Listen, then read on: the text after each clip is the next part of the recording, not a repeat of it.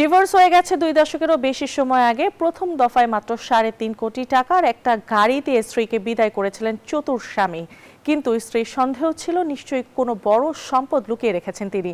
সেই সন্দেহের বশেই লড়াই চালিয়ে যাচ্ছেন সেই নারী, আর তাতে খুলে গেল কপাল। দীর্ঘ 23 বছরের আইনি লড়াই শেষে মিলল বিশাল অঙ্কের অর্থ।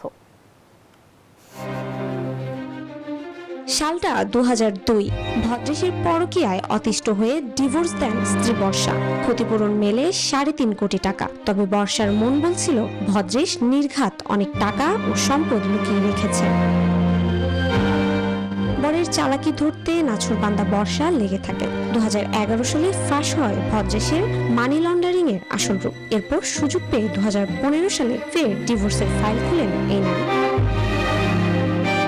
অবশেষে সুপ্রিম কোর্টের রায়ে বাজেমাত। আদালত জানিয়ে দেয় ভদ্রেশের বৈধ সম্পত্তির ভাগ পাবেন বর্ষাও। দীর্ঘ 23 বছর পর এসে তিনি পেয়ে গেলেন নগদ 108 কোটি টাকা। একেই বলে সবুরে মেওয়া ফলা।